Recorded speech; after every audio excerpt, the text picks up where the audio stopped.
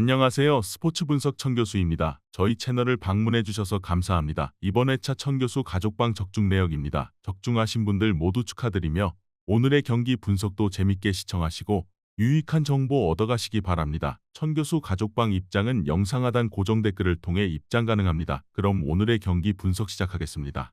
12월 20일 KBL 국내 농구와 V리그 국내 배구 4경기 분석 시작하겠습니다. 첫 번째로 창원 LG 대 부산 KCC 경기 알아보겠습니다.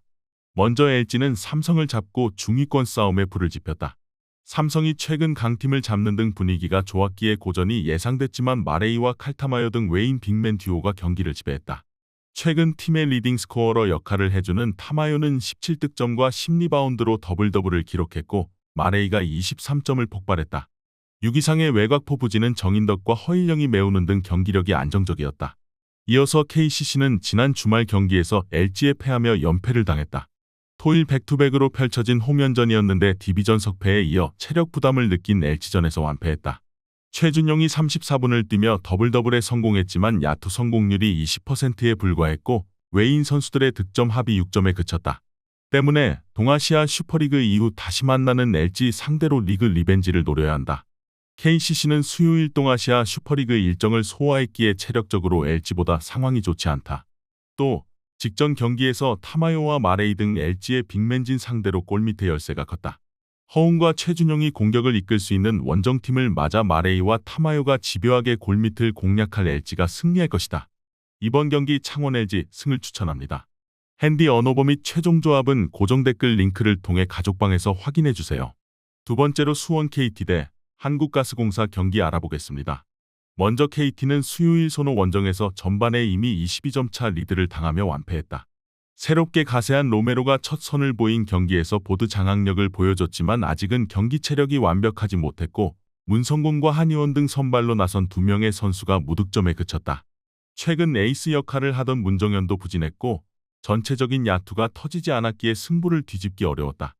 이어서 가스공사는 지난주 주말 원정 경기에서 KT에 승리했다. 경기 내내 역전을 주고받은 접전이었는데 김철욱의 3점과 김낙현의 미드레인지 점퍼와 신승민의 자유투 득점이 나오며 클러치 마무리를 잘했다.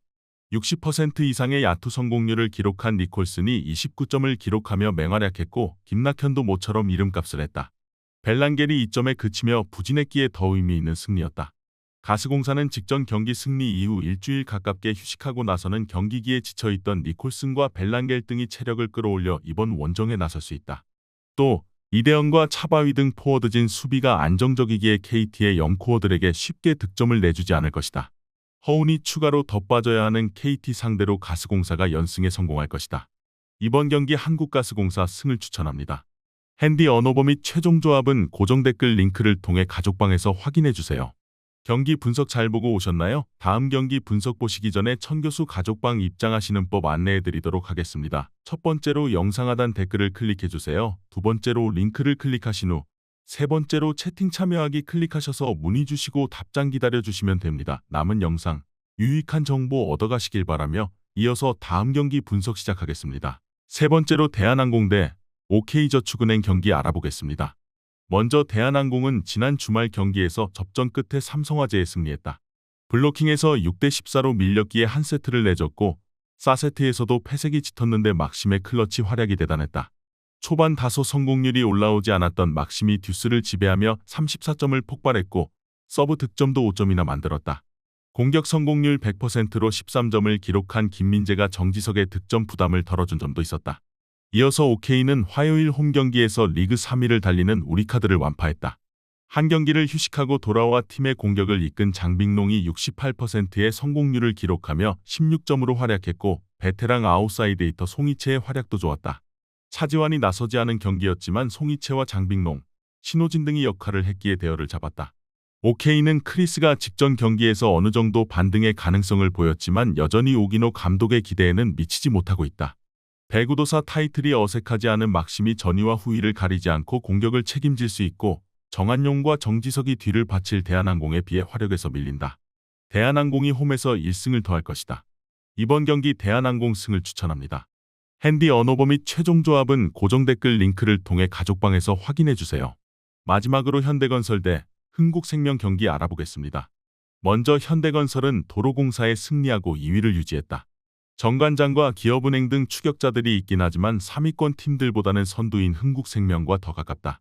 한 세트를 내줬으나 경기 내내 앞선 블로킹 득점으로 위기를 넘겼고 이다현과 양효진이 나란히 중앙에서 11점씩을 기록했다.